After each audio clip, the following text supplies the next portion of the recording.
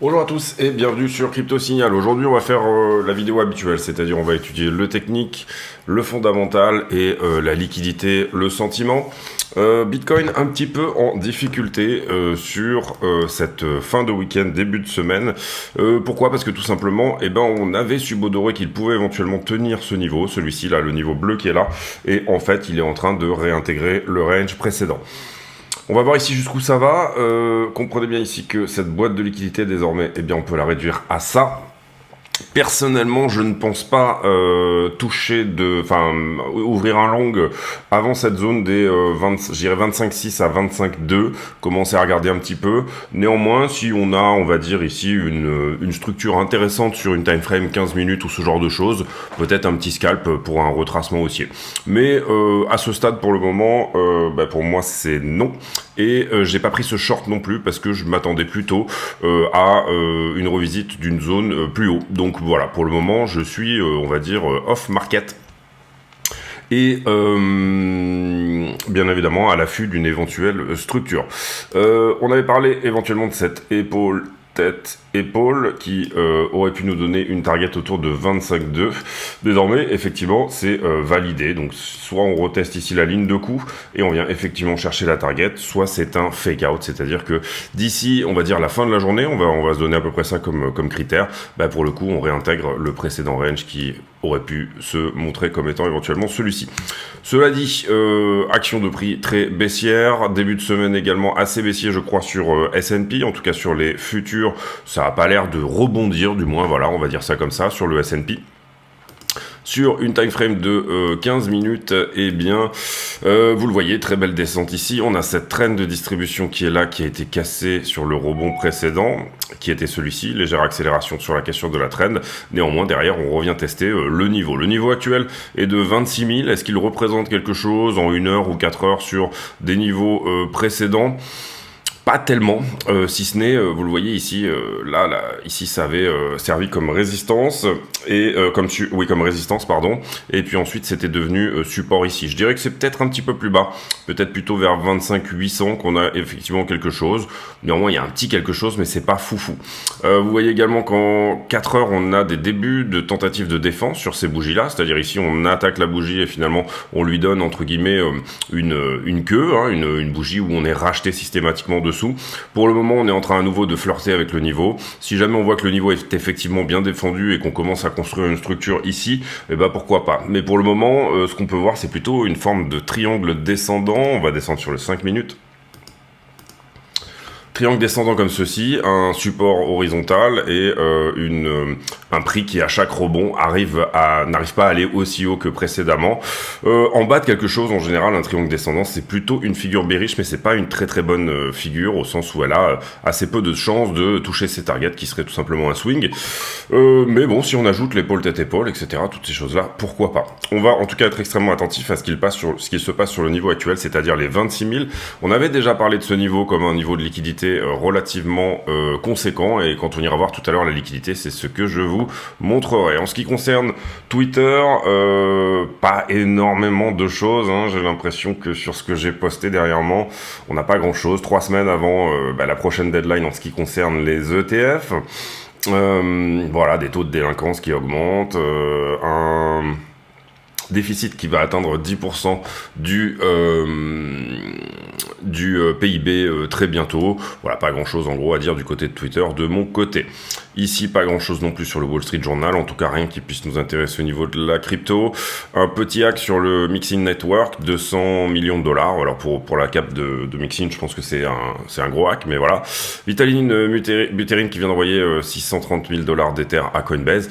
Il faut bien qu'il vive, le bonhomme, donc du coup, de temps en temps, ils vendent des Ethers, on va dire que c'est relativement normal. Ensuite, ici, pas grand chose de ce côté-là non plus. Ici, on reparle du hack sur Mixin, pas grand chose non plus de ce côté-là.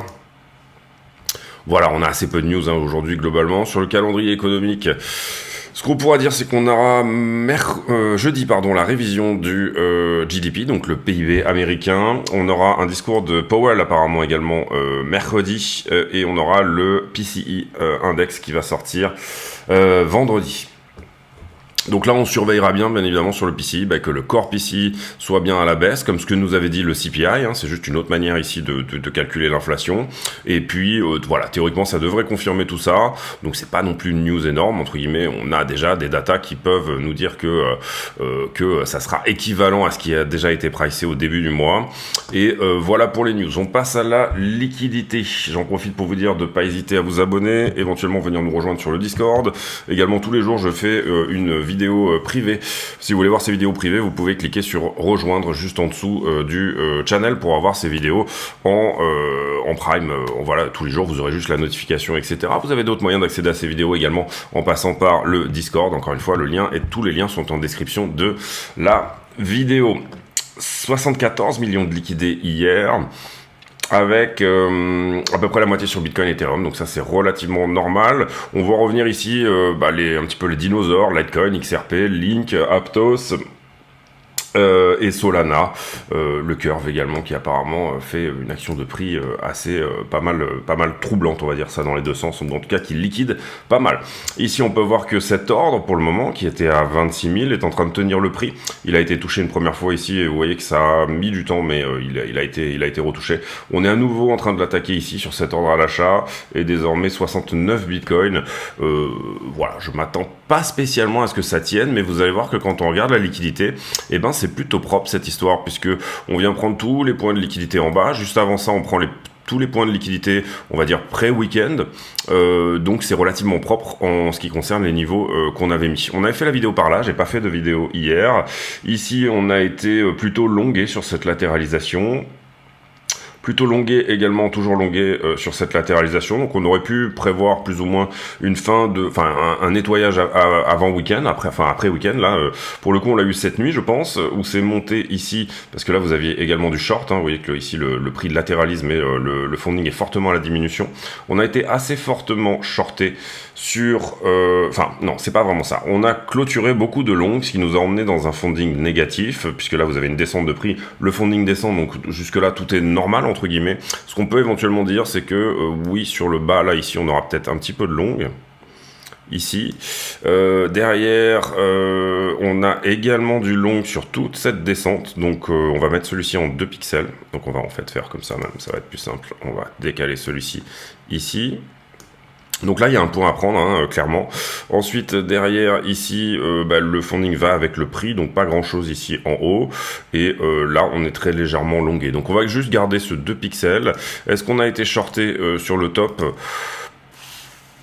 C'est pas flagrant, on a plutôt été shorté avant, je dirais, et ça a été short squeezé avant de faire le mouvement baissier. Donc on va rien mettre en haut ici, et on va considérer que ça c'est pris. Est-ce que ça a été touché? Oui, on peut l'enlever également. Donc assez peu de liquidité en haut, assez peu de liquidité, mais il y en a quand même en bas. Vous voyez qu'on a plutôt perdu de l'open interest, donc du nombre de contrats, donc c'est un deleveraging, on va dire, relativement normal. Où est-ce qu'on est au niveau du levier, justement? On est à peu près aux 5,4 milliards, si on regarde la trend à peu près, de funding, on est à peu près sur la trend et depuis le plus haut dernier, on a perdu 1 milliard en termes de contrats ouverts. Là où c'est intéressant, c'est-à-dire que on oscille beaucoup en ce moment entre du funding positif, du funding négatif, etc. Donc ça, c'est plutôt une bonne chose, on va dire ça comme ça. Enfin, le sentiment est entre guillemets plutôt shorter, ou entre guillemets, on n'est pas ici sur des niveaux d'optimisme énormes. Donc ça peut aider peut-être derrière à une recover. Voilà, on n'est pas sur du monde qui essaye absolument, vous le comprenez, d'acheter le dip, d'acheter un couteau qui tombe. C'est plutôt propre sur Ether aussi, je trouve, en tout cas, dans tout ce qu'on avait mis précédemment sur le week-end en termes de liquidation à venir chercher depuis le plus bas qu'on avait fait là. Depuis qu'on a fait la vidéo, on avait été pas grand chose ici, enfin pas grand chose à dire. Ici on avait été relativement longué sur cette latéralisation, mais le niveau a été pris déjà. Ici on a été shorté, le niveau a été pris. Ici on a été longué, on est toujours en latéralisation, le niveau a été pris également. On peut peut-être dire que sur Ether il y a quelque chose en haut ici, mais c'est pareil, c'est plus de la liquidation de long que vraiment du short pour moi. Sur le plus bas ici, là on avait été longué assez fortement, ici au milieu. Et vous voyez qu'on est venu chercher le niveau. niveau, et derrière on n'est pas forcément extrêmement shorté ici sur le top précédent. Donc ce qu'on pourra dire, c'est que, allez, on va même le mettre là en ce qui concerne Ether, il n'est pas non plus choquant comme Bitcoin, où vous avez vu qu'on a mis un 2 pixels. Par contre, l'action de prix c'est très propre, on est allé chercher un petit peu tout ce qu'il fallait.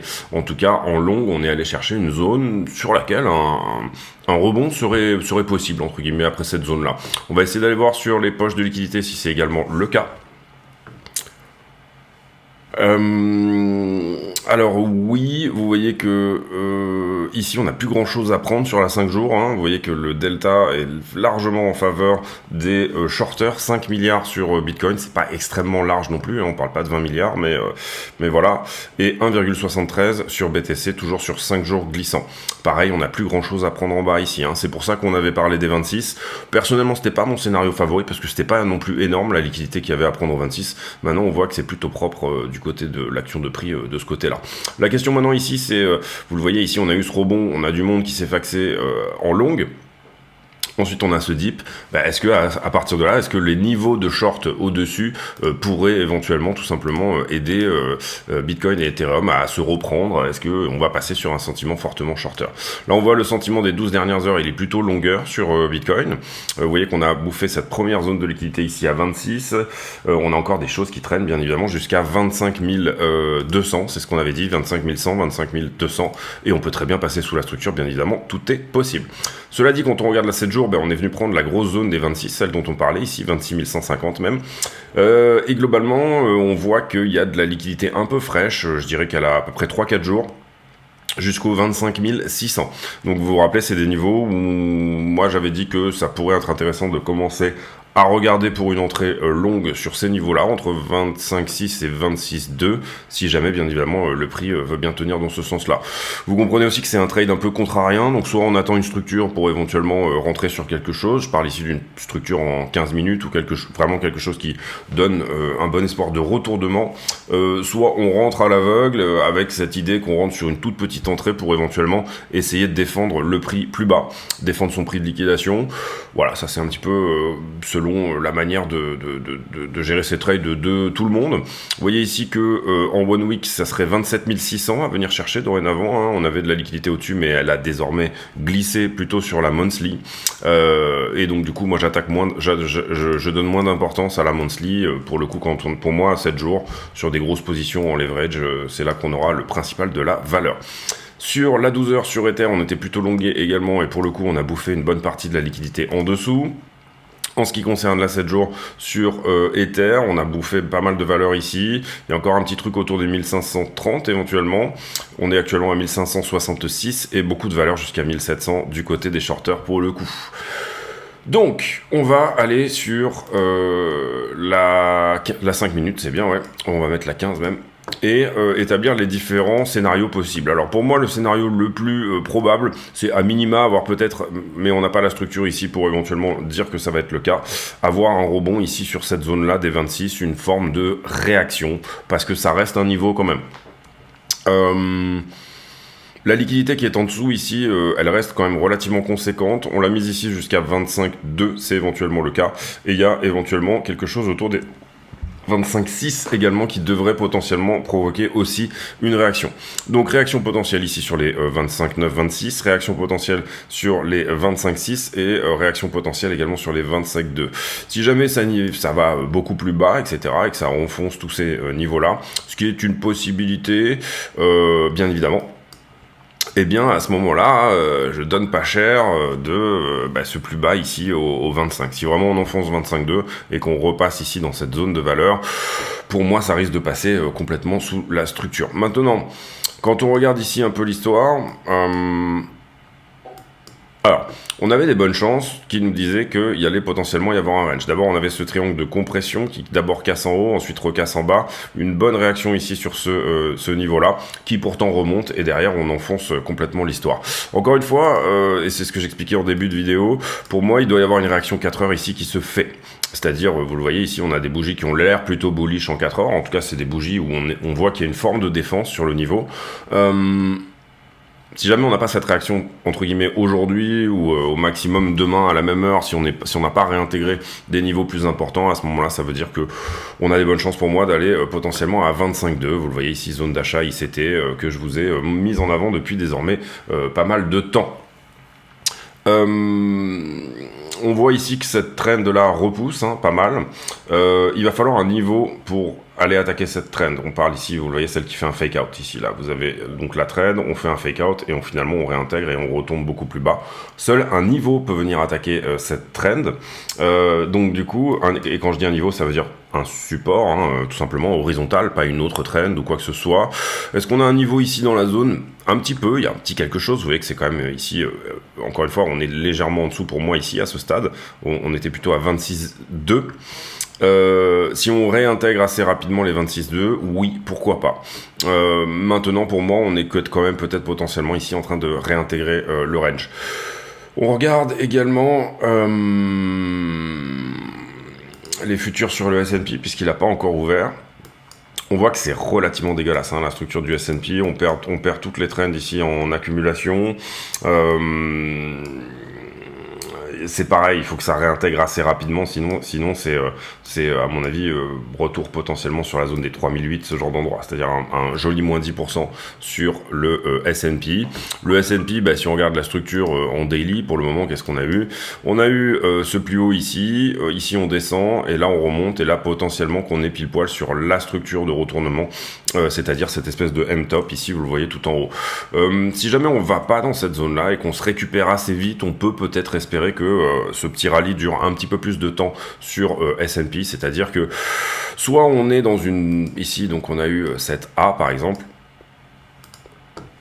pour la correction haussière, on attendrait du coup une B, pourquoi pas à 3008, c'est tout à fait possible ici que cette B nous y emmène, et derrière on s'attendra à éventuellement une C, si on est juste dans une correction haussière, pourquoi pas aller faire par exemple soit une flat, soit autre chose, soit on est tout simplement dans une zigzag, et vous avez vu ici qu'on a mis les niveaux potentiels, jusqu'où pourrait descendre S&P, à savoir que moi je vise pas mal le niveau pré-Covid, 3300, donc effectivement depuis le top, et c'est quelque chose que je défends depuis vraiment longtemps, depuis le top, ça nous emmènerait à un moins 30%, ce qui correspond à une forme de crise financière, évidemment. Moins 30%, c'est déjà une très belle correction quand on parle de S&P. Revenir au niveau pré-Covid, pourquoi pas. Ici, j'avais mis la mensuelle, le niveau mensuel qui éventuellement pourrait être atteint et ou rejeté. Donc voilà, on n'est pas dans un très bon contexte. Le marché a assez mal pris le fait que Powell... déjà disent qu'il y aurait des hausses de taux supplémentaires, mais surtout, moi, ce que j'ai trouvé gênant dans la dernière intervention de Powell, c'est cette espèce d'incertitude qu'il a cultivée et qui, normalement, ne plaît pas du tout. Les marchés aiment bien savoir où ils vont. Même si vous les pipotez, il faut leur donner ici un scénario. Et Powell, est-ce que vous croyez dans une récession ou pas? Je sais pas trop. Non, il y a eu beaucoup de je sais pas trop, globalement, et les marchés détestent ça. Ici, attention sur le VIX, où on pourrait avoir ici un double bottom, donc un retour de volatilité, tout simplement, sur le S&P, que ça soit à la hausse ou à la baisse, mais en général, quand on est plutôt en bas, en général, les points très hauts du S&P représentent des points de volatilité baissière, encore que ça dépend un peu des épisodes, mais en l'occurrence, ici, ce qu'on pourrait éventuellement forecaster là dans cette zone, c'est ça. Globalement, S&P, on va dire qu'il faut vraiment commencer à surveiller quand vous êtes au-delà des 35, ce genre de choses, et on va dire que 40, c'est le point un petit peu difficile. Vous voyez que ça, je pense que c'était le Covid, tout simplement, oui. Voilà, 20 mars. Et globalement, vous pouvez retrouver comme ça à peu près toutes les crises mondiales, avec cette espèce d'explosion, tout d'un coup, du VIX, qui est l'indice de volatilité sur le S&P, autrement appelé par les institutionnels, indice de la peur. Pétrole légèrement à la correction, ça c'est plutôt une bonne nouvelle, même si ce sera pas pour tout de suite pour se mettre dans les prix. Et puis la Chine, très légère correction, grosse correction du côté de la Chine, mais sur la session d'hier, donc la Chine n'a pas apprécié non plus l'histoire précédente. Vous voyez que sur le Hang Seng, on est quand même sur une structure qui, moi, je trouve pas dégueulasse. Après, bon, chacun son idée de ça, mais voilà, pour moi, je trouve que cette tête-épaule ici inversée n'est pas quelque chose de dégoûtant. Voilà, il faut qu'on arrive à tenir ce niveau-là, pour moi, sur tout ce qui est chinois, et à éventuellement, bien évidemment, repasser la ligne de coup précédente. Je crois pas qu'on l'ait déjà passé, même. Ouais, on l'a à peine, ici, on l'a à peine touché. Attention, bah, du coup, à cette tête-épaule dans l'autre sens, qui pourrait nous emmener ici plus bas sur le Hang Seng Index, donc l'indice de la tech globalement en Chine. Alibaba qui prend 5%, tiens, ça c'est pas commun. Et puis voilà. On revient, donc on finit sur le prix. Je pense que j'en ai terminé pour cette vidéo. Comme vous le voyez, on est ici sur un point déterminant où le prix va nous dire est-ce que on tient les 25 000 finalement, hein, c'est un peu ça. Je considère quand même que 25,2 est un bon point éventuellement pour se dire que ça va tenir. Ça voudrait dire tout simplement déjà tenir cette espèce de retournement de la 4 heures et pourquoi pas de la daily si ensuite on vient prendre ce point là. Pour le moment, pour moi, la daily n'est pas retournée, mais la 4 heures nous donne un joli retournement. Attention car la 1 heure vient de passer haussière, donc ce retournement de la 1 heure peut aussi nous emmener vers tout simplement le fait de mettre la 4 heures, la daily et tout le monde dans le même sens. Auquel cas, eh bien, on serait plutôt sur quelque chose où on perdrait potentiellement les 25, encore une fois, perdre les 25, on l'a vu, c'était plutôt se ramener dans des zones qui faisaient penser aux 20 à 22 000 dollars, on l'a vu notamment sur un scénario en Elliott que j'ai montré, je pense, sur la dernière vidéo, celle de juste avant, voilà. Également,